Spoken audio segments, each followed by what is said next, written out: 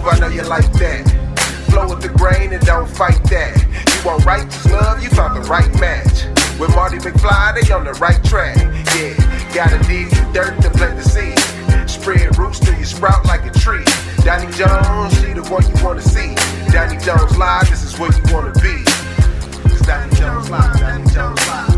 Hey, welcome to Donnie Jones Live. I am Donnie the Tree Lady, hanging out with that guy, Marty McFly, having a wonderful, wonderful day. A wonderful day. A wonderful day. Even though, we're here in Atlanta and it's an overcast day, I still got just like sunshine inside. And that's what we have to have. Right now, we have to have sunshine inside. And I think that's important, especially with everything that's going on in the world. I think we need to remember that regardless of what's going on in the world, we have so much to be grateful for. We do. We have so much to look at life and go, you know what? All is not bad. In fact, all is well, even when it doesn't look well. So I kind of focus on that. I can kind of believe that because I've seen some trees, believe it or not, that don't look so well on the outside. Yes. But they could actually be really healthy on the inside. Yeah, or vice versa. Vice versa. Wait. Yeah. Can't they have like some bad bark but still be good? Oh, I see what you're saying. Yeah. He wants me to plant a seed. Yes. I'm going to plant a seed. Well, that's more of my spiritual thing. But plant a seed also as far as your trees are concerned. For those of you that don't know, I am Donnie the Tree Lady. I own a tree service here in Atlanta, Georgia. Yes. Don's Tree Service. Yes. If you do want to get in contact with us, you can reach out to us online under Don's Tree Service at donstree.com, or our telephone number is 770-413-8733 for easy access. Think about it like this: 770-413-TREE. Give us a call, schedule an appointment for you to get an estimate if you're here in the Atlanta area. But going back to planting a seed, you're right. A lot of times people will have us come out and take a look at their trees and they're like, oh, the tree doesn't look healthy, or, it's got a bad limb. And they think that the tree needs to come down, but that's not always the case. A lot of times your trees just need a little tender loving care, a little TLC, meaning have us come out, take a look at it, and we can always give you an estimate on trimming the tree or kind of crown reducing, or what we call crown cleaning, meaning we go in and take out those dead, dying, or hazardous limbs. And even if there's like a little mark or something on the bark, that doesn't necessarily mean that the tree needs to come down, because what happens is trees will compartmentalize, meaning the injury can be localized, and then other wood can grow around it, or bark can grow around the wound if you take care of the tree. I'm going to ask you a crazy question. And it's going to sound like a joke, but I'm really asking because, like, with people, you can tell when they get old, with old age, they get gray, get wrinkly and stuff like that. Yeah. You got to take care of them a little bit differently. Does trees kind of go through that same thing? I think you so. see a tree and, like, that's an old, elderly tree, and you need to, do a little bit of extra love. Yeah, like sometimes with your older trees, you might want to put mulch around the base. I think that's, in general, a good choice, but especially as your trees get older, because you want to protect the critical root zone. So maybe you can get some mulch, to put around the base. I like natural mulch. A lot of people like the colored mulch. I like natural mulch. Just natural mulch that's not coming from another diseased tree, that can take care of your trees and help them stay healthy. So putting mulch around the base, really, doing crown cleaning, help it. Doing crown cleaning, meaning getting your trees trimmed properly, but not over trimming. Like, I don't believe in taking too much of the tree out, like no more than 25-30% in a calendar season. So, but what about you? What's going on in your world? You know what? First thing, thank you for your knowledge about trees. I'm trying. Honestly, in my world, not a whole, it's a whole lot and not a whole lot at the same time. Yeah. I did this great concert at Morris Brown a couple of weeks ago called The Purple House. It was a kickoff to their homecoming, which was a great turnout, great event. And the church is going really good. It's kind of like with people with weight loss, where you gain a little bit and you lose a little bit and you gain a little bit. Well, that's how my church is going. But tell them the name of your church. If you don't know, it's St. Mark Lutheran Church in beautiful East Point, Georgia. But it's funny, Donnie. I do have a question about something that I went through this week. And me and you have talked about this before, about, churches. And a lot of times we've talked before about, people that always go to church and they give their money to the church, but at the same time, it seems like the church isn't helping people at the same time. I had a situation that left a bad taste in my mouth. Okay. All right? I got a phone call early this past Tuesday morning, early, and it was a situation where this young lady who had nowhere to go. She had 2 kids with her. She was at a shelter, but the shelter didn't have any more space for her. And they were calling me like, "Hey, can you help? What can you do?" And do everything. And, right away I got up and I started making my phone calls, calling this contact, calling that contact. Got the information, sent it to them like, "Hey, we got a place for you, blah, blah, blah." And then I didn't hear anything else back from them. Not a phone call. So it's kind of like back, once you get the help, all of a sudden you kind of disappear. So then that leaves a taste in my mouth for like the next person that says, "Hey, can you help me? And it's like, okay, I want to, but I probably ain't gonna see you no more. I probably ain't. But here's the thing, though, and we did talk about this before in the past, is that when you help a person, sometimes are you really helping them or are you enabling them? Right. And a lot of times people are in situations where maybe they've got some substance issues. Yeah. But going back to just basic courtesy, like if somebody helps you or makes a difference in your life, I think it's important to show gratitude. And I think a lot of times when people are in tough situations, sometimes those situations are like that because they have a lack of gratitude for what they already have. And so they continue to go through thing after thing after thing until they can get to a point where they go, "Wait a minute. I may not have everything I want, but at least I've got this, or at least I've got that." And even when somebody has nothing, if you help them, it's important that they show gratitude to you. Oh yeah. So that you know what I mean. But now let me make sure I'm clear about this. It's not like I do something for you and you got to come and join my church. Right. I understand. You got to get back to not like that, but just if you open up the door for somebody, at least it makes you feel good to say thank you. I appreciate it, and that's what I'm looking at, because a lot of times people they come to the church knocking on the door, and I rarely ever give out money. Right. But you give it out, you don't see them again. They don't give a phone call back saying thank you. This worked out. You helped me or whatever. Nothing. Yeah. And it makes you just have a sour taste in your mouth to say, But I think that goes, for me, it goes even further than the church. Yeah. It's just individuals in your life a lot of times that they'll come to you for help in this crisis. And I appreciate how you help me. Well, Donnie, we go back and forth though. I'm saying, and that's a real understanding though, because I've helped you and you've helped me, and it's not like we keeping score. I think that's true friendship. I help you, you help me, but it's the ones that want you to always help them, but are never really able or willing to help you. To reciprocate. And a lot of times reciprocation isn't money. Right. A lot of times reciprocation is time. It's time, right. Can you make time for me? Can you make time for a conversation? Or one simple one, just reach out to me and check on me and see how I'm doing. Just see how I'm doing. Just to say hello. But I also think it goes back to, it's not a difficult conversation, but I think it's a conversation that needs to be had, and maybe we could talk about this on the second half, where we've got to get back to values. Yeah. And I don't even want to say get back to values. We need to just have values. Yeah. We need to just have values, meaning we're teaching people how to navigate this world, whether it's how to be gracious, how to be kind. What does supporting somebody look like? What does work ethic look like? What does reciprocating a good gesture look like? And I think there's an issue with that. I would agree with that, and I would also say relationship building and how to maintain healthy relationships. Yeah. That it's not like just a family relationship, but like if you help me, how can I build this relationship? That's right. How do I show courtesy of saying thank you? I think that's something that is not taught. That's right. Because I'll listen to our church voicemail.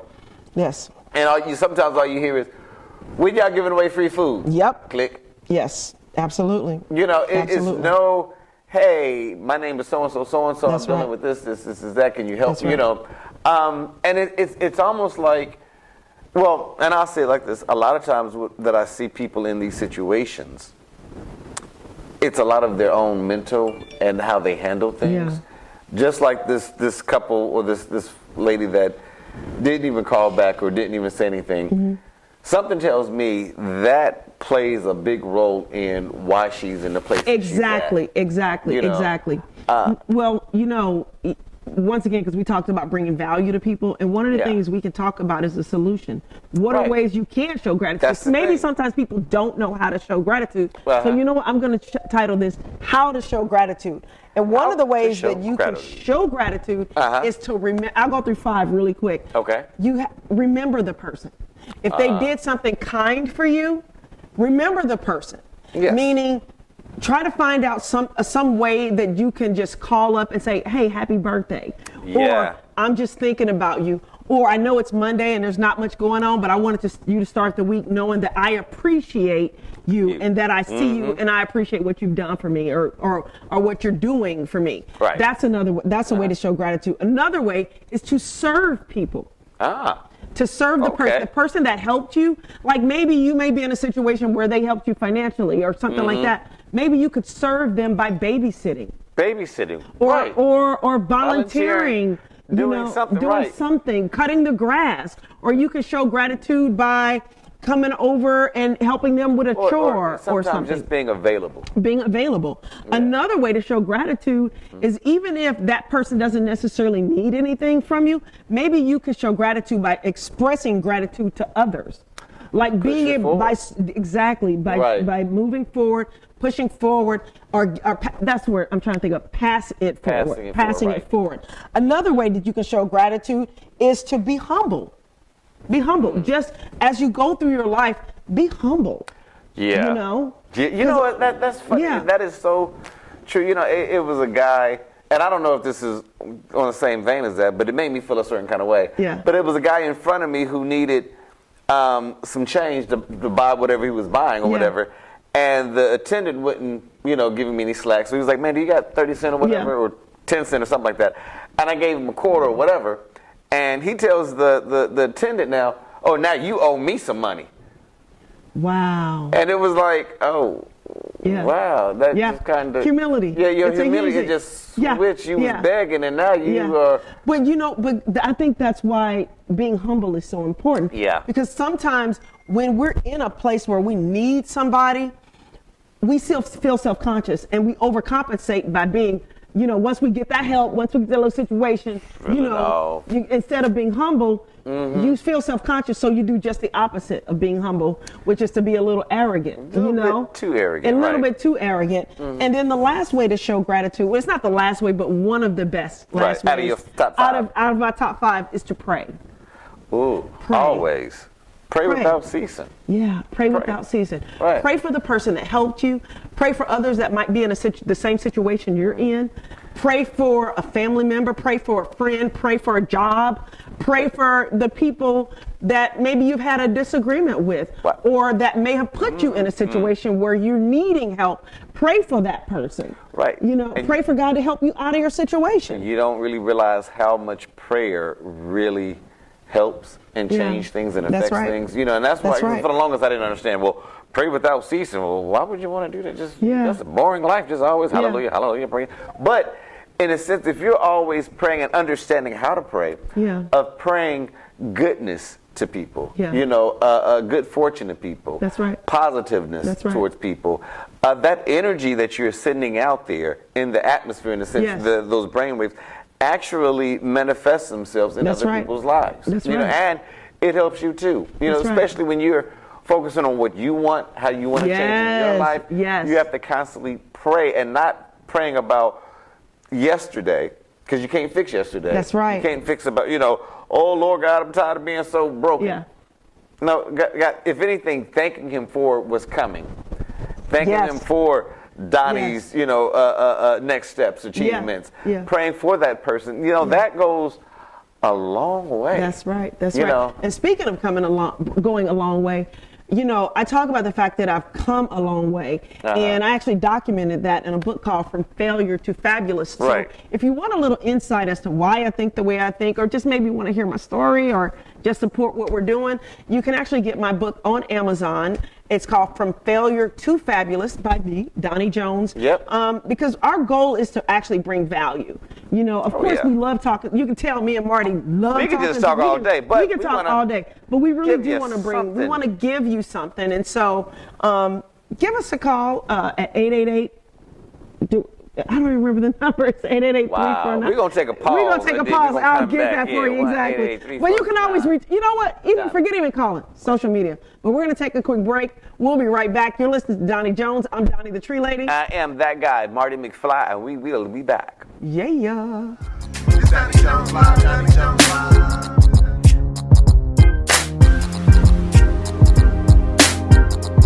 Now when the weather starts to change, the rents start to fall, who you gonna call?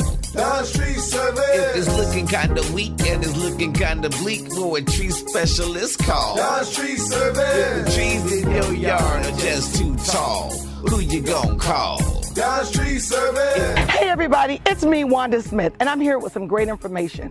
I don't know if you know, but it's hurricane season, and it's a great time for you to think about having trees removed before one fall on your home. That's something you don't want to happen.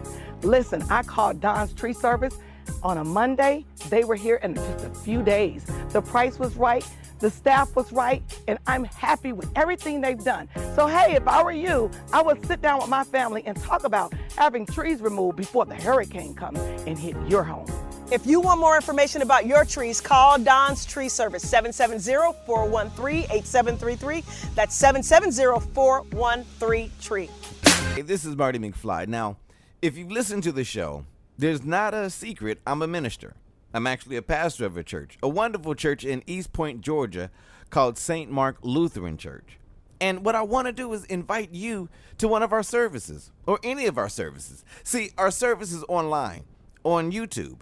And it's free. You ain't got to pay for it. You ain't even got to do offering. But I invite you to share with me in worship, and just check it out. If you like it, subscribe. And you can actually send me a message or a question. But it's St. Mark Lutheran Church with Minister Marty Ringer. You can actually log on right now and have church with me. That's St. Mark Lutheran Church with Minister Marty Ringer. It's Donnie Jones Live, Donnie Jones Live. It's Donnie Jones Live, Donnie Jones Live.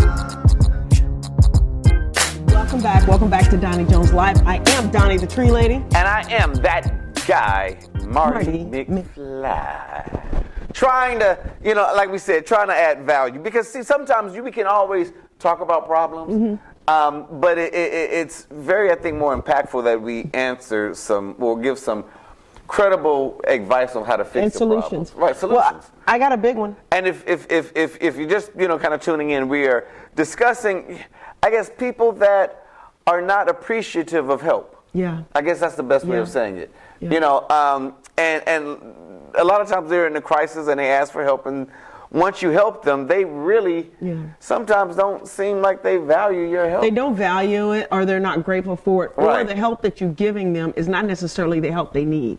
Right. Because a lot of times people, or what they Yeah. want. But it's interesting because we were also talking about our country. Yeah. And the fact that, we're always helping other countries. Yeah. But you cannot give from an empty well. You cannot give from an empty well. And I think in our business life and in our personal life, we do that. Meaning, you want to give, you want to help, whatever, but you don't really have the resources yet to do that. And I think our country has got to make a turn. I think we should always be kind. We should always be good. We should always help. We should always support other countries in need. But at the same token, if we're not already taking care of home, right, how do we have the resources to take care of other people? And people say that, you have to do this to keep diplomatic relations. But at what point do we go, I can't support this right now? Yeah. I guess, I got mixed emotions on it. And I'll say that, I understand you put things in reserve to help, for different crises or whatever. And I do get upset. Well, I'm not going to say get upset, but I do say, okay, we got so many people here in the United States that are hungry and dealing with real life tragedies, but we're real quick to go across the seas to help other people over there. Yeah. But it reminded me of a story, though, that I just heard the other week, and it's being honest, so bear with me real quick, but it was like a farm story. Okay. And it was a rat that was surprised that he found a rat trap in the house and was like, oh my God, there's a rat trap. So he goes to the chicken and the pig and the cow and was like, look, y'all got to help me. There's a rat trap in the house. They trying to get me. Yeah. And they like, that ain't got nothing to do with us. Right. You know, I'm a chicken, I'm a pig, I ain't got nothing to do with that. So later on, unfortunately, a snake gets caught in the rat trap. Okay? It gets caught and it bites the owner of the house. The wife of the house, it bites her, a poisonous snake, and she dies. Ooh. Unfortunately, okay? Yeah. So now they have a big banquet, but they need to make some food for, you know, the pastors and everybody that's coming over. So they go get the chicken, and they cut the chicken open to get some chicken, you know, chicken legs and everything. Then they go to the pig, and they said, well, we need some pork chops and everything. So they cut up the pig, and they was like, okay, well, now the funeral is here. We need to have a big feast. So they go and cut up the cow. Now, see, the moral of the story is, if you didn't help that first, the person in the beginning, it kind of affects everybody later on. Oh. She didn't even get that. That was just been all that was over. Good. That just been all I over. got it. I did get it. I'm just saying. So and I kind of. So you're saying our country has to help these other countries, because if we don't, I didn't look at it that way. You know, I'm saying, I did not look at it if that we don't way. help Ukraine and Putin, you know, wins that over there, what's going to stop him from trying to take over more and take over more? Same thing with Hitler. That's what he was trying to do, take over more. And everybody was like, well, that's not my war. That's not my war. So in those kind of situations, You have a point. You have a very good point. I can see that, you know. Right. But at the same time, here in America, you're dealing with people that are hungry, a lady with 2 or 3 kids, and ain't got a bed. Exactly. So let's go back to an analogy an analogy. So if you have a family that you love and care about, right? And that family is going through some challenges, okay? You're barely holding on to your job, but you got a little something saved up. Right. And then you have a neighbor, another family, a whole other family come by. Now your family doesn't have food on the table, and you're kind of taking a little bit out of your little savings to put a little bit of food on the table. Right. And your neighbor comes by, and they have nothing either. Right. What do you do when you're not even really able to take care of your own family the way you need to? Well, you know, it's in that kind of a situation, I think you have to work as a community. Yeah. You know, sometimes it is, okay, you're my family, you're my neighbor, how can we all eat together? You know, we can share. Yeah. But that's if you're willing to put skin in the game too. Exactly. You know, exactly. You have to put some skin in the game. But what does skin in the game look like when you're talking about countries? Because we now have countries that are our friends, that are allies, that are struggling with some challenging situations. But we have people at home that are barely eating. Right. Well, yeah, you know, but I think that there are different scenarios. I'm saying you can have, just throwing it out there, you can have a nice household, okay? Yeah. You can take care of your kids and all that stuff. Now, you might have a challenge with your daughter, all right? Might be something random, it might be something small, it might be something major, but it might be different than the need of the neighbor. Yeah. You know, the neighbor might be dealing with food, and you're dealing with, okay, I got a teenager that's cutting herself. You know, I got to take care of my teenager, but I can ration out some food. You can ration. That's true, because it's 2 different problems. 2 different problems. But our commitment as a country is always, well, there's people dying over there.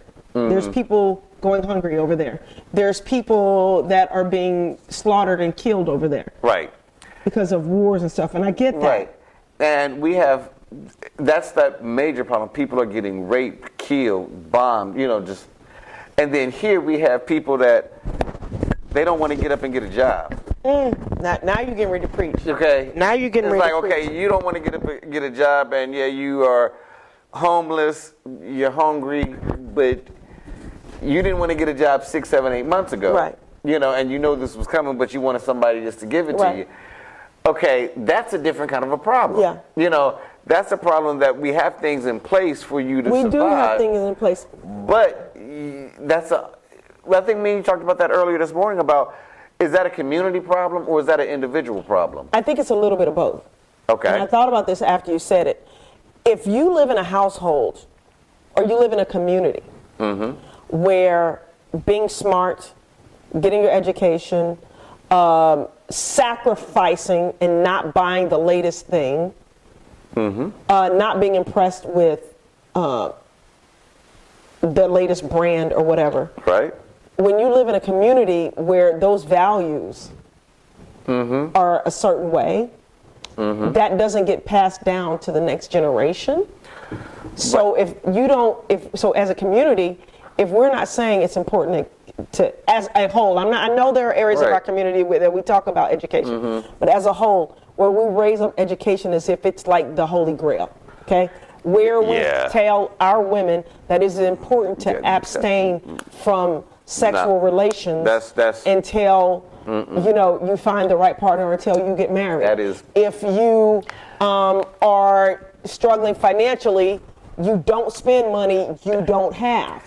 Donnie, like these are things that I wrestle with, like the managing finances and all that kind of stuff. There are certain cultures that have certain values. It's not that they're better people, but in certain areas they're better because of the values they have in that community. Why can't we adopt those values? Because the community doesn't want to adopt those values. And it's funny because I come from a real small town, okay? Yeah. Out of Georgia. And you would think that it's not even in the same country as Atlanta. Yeah. You go down there and just the community mindset is different. Yeah, it's like, well, y'all want to play basketball on concrete? You might hurt yourself, versus... they want to do it on dirt. Yeah. But this is their mindset. Yeah. The way that they process just communications or socialization is so much different. I look at churches from Atlanta versus rural churches. They don't play, it's the Bible. It's only the King James Version. Right. If anything else, you can't be looking at your Bible on your phone. Yeah. You just wrong. Yeah. That's Satan. And it's not just one this is the community. The community, Because they don't see something different. Yeah. They don't hear something different. And a lot of times, if you're an outsider coming in trying to teach them, they feel like, who you think you are? And that's true. With all your education. That's true. So what's the solution? Because, we're trying to believe that if we bring up a subject, that we try to close with a solution on it. Right. Well, I do not want to be or sound like the typical old pastor, which says some things you just gonna have to pray about. Yeah. But here in Georgia, where you have, I think those what they call them, sunset towns or turn down cities. Sundown cities. Sundown cities, where if you're not familiar with where it's not good for a person of color to be in that town when the sun goes down. Okay. All right. Just being honest, they'll tell you. I'm trying to figure out how that has something to do with culturally, but go ahead. This is 2023. Yeah. And people still think like that. That's true. So in the cultural thing, it's like, how would you change that if out of all these years, certain areas I don't know if you can change except pray But about but I think you can change it. And it starts with one person at a time talking about a solution. Right, well, those of us that know better, I feel have an obligation to teach the next person. So each one teach one. And here's the thing though, some people don't want to listen. They're not going to listen. Donnie, but we can also stop supporting companies and ideologies that don't celebrate excellence. But Donnie, a couple of years ago, maybe last year, right outside of Atlanta, what was his name? Aubrey? Ahmaud Arbery. Ahmaud Arbery was running, got shot. That whole town was like, well, ain't nothing wrong with it. Be shot. Okay, well, that's a problem. But I'm going back. That's a problem. That needs to be fixed, right? Right. But this is what we do as a community. What you and I are doing right now is what we do as a community. I'm talking about out there on Bankhead Highway, right, where ain't nobody chasing them other than themselves, killing them.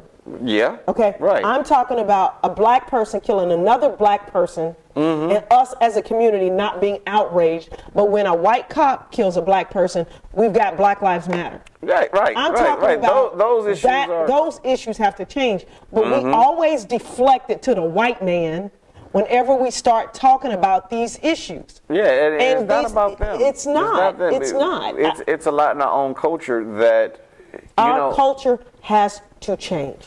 Right, but going back to the initial question is, how do you do that? But we do, I'm saying the solution is each one teach one, and we have to understand that we're going to lose a whole generation of people. Oh yeah. There are literally people now, when it comes back to work. I was always taught hard work ethic, right? There are literally people right now growing up in society right now in our community that think it's stupid to work that hard. Oh yeah. That think, well, why should I work that hard? Not understanding that hard work and working smart not only does something as far as bringing resources your way, but it also does something internally too. Like, we're wired to work. I'm not saying work like digging ditches, but I'm saying working on something, even if it's working and volunteering or working and helping somebody and working or doing yard work or working on software. Or how about working on your goal? Or working on your goal. Yeah. We are wired to do that. So I think if each one teaches one, and we make that a community motto, even though we say it, but do we actually do it? I think things will start to change, and stop supporting companies that do not exemplify excellence in our community. There's actually a class that I go to right now that I'm actually considering not going to because it's so dang raunchy. You know, it's a fitness class. But it's because I don't like the way our women are portrayed in some of the songs in these videos. And you dancing, working out with exactly. it. So, I done lost 5 pounds. Bounce that booty. Exactly. Bounce that thing. Yeah, that's the kind of thing. But anyway, by the way, thank you for this conversation. We'll have more conversations like this. Yes. Because we feel like it's important. And actually, we have to be each one. Right. And moving forward, we're going to have to try to bring some real experts in here. Absolutely. To actually, because I don't want to just talk about it. I want to see how can we change. How can we change? Right. How do we change the culture? You know, because it starts off good and then it turns bad. We have the water boys that on the corners selling water. At first it was honorable. Y'all going out there, but now y'all like little gangs. Yeah. You know, but anyway, it's been a great show. You're listening to Donnie Jones Live with Donnie Jones and Mardy McFly. Mardy McFly. We will see y'all next time. Yeah. Peace, Ski. It's Donnie Jones Live, Donnie Jones Live.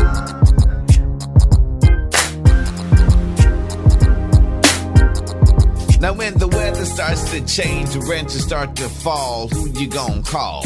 Don Street Service. If it's looking kinda weak and it's looking kinda bleak, who a tree specialist call? Don Street Service. If the trees in your yard are just too tall, who you gonna call?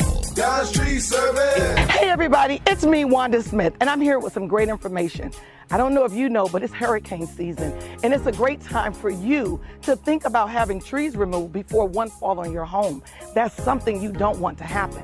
Listen, I called Don's Tree Service on a Monday. They were here in just a few days. The price was right, the staff was right, and I'm happy with everything they've done. So hey, if I were you, I would sit down with my family and talk about having trees removed before the hurricane comes and hit your home. If you want more information about your trees, call Don's Tree Service, 770-413-8733. That's 770-413-TREE. Hey, this is Mardy McFly. Now, if you've listened to the show, there's not a secret. I'm a minister. I'm actually a pastor of a church, a wonderful church in East Point, Georgia, called St. Mark Lutheran Church. And what I want to do is invite you to one of our services, or any of our services. See, our service is online, on YouTube. And it's free. You ain't got to pay for it. You ain't even got to do offering. But I invite you to share with me in worship, and just check it out. If you like it, subscribe. And you can actually send me a message or a question. But it's St. Mark Lutheran Church with Minister Marty Ringer. You can actually log on right now and have church with me. That's St. Mark Lutheran Church with Minister Marty Ringer. Donnie Jones Live, Donnie Jones Live.